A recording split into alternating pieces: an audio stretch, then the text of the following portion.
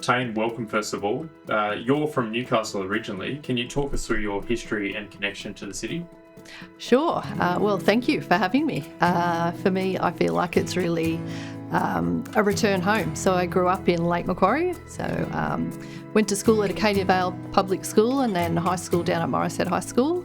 And then spent a lot of time around the lake and certainly playing a lot of sport around the lake, and then eventually moved up to Scone and Muswellbrook and started my sort of very early career in mining up in the Hunter Valley. So I've got a deep connection to Lake Macquarie. My family is still here, my husband's family is still here, and so we're really excited about coming home and joining the Jets.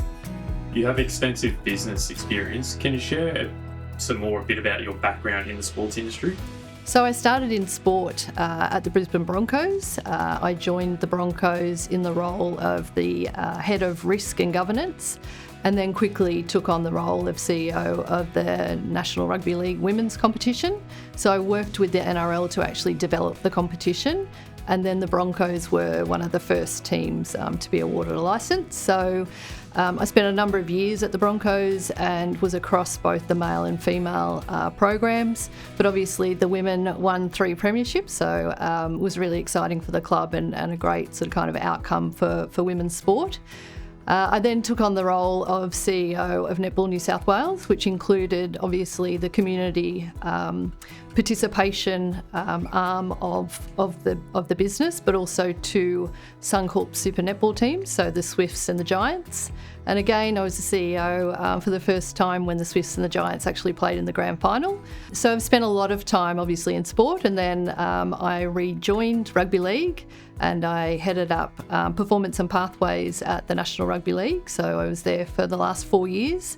Most recently there, I was head of operations and technology. So really have worked in pathways and participation, but also really quite deeply into the business and operating the business. What does the first 100 days as CEO of the Newcastle Jets look like? My goal is to build a strong relationship with the community and build credibility and trust with our members, our fans, our players, our staff, and obviously our partners. The first priority will obviously be finalising the head coach appointment, and then building greater connection between the football department and the admin teams. Subsequent to that, obviously I want to spend a lot of time with our staff and our board to really finalise the strategy. And then spend time in the community, obviously getting to know our key stakeholders and our key partners. And what does success look like in your first year as CEO of the Jets? Success for me is really focusing on 3 key areas. So people first, and that's about building strong connections to the community and taking a whole of club approach to developing those relationships. Secondly is obviously team performance, and that's about creating a winning culture and investing in our talent pipelines through our academies. And thirdly, it's about business performance, and that's about creating a sustainable business model and obviously attracting new investment to the club. If you have a message to Newcastle Jets members and fans, what would it be?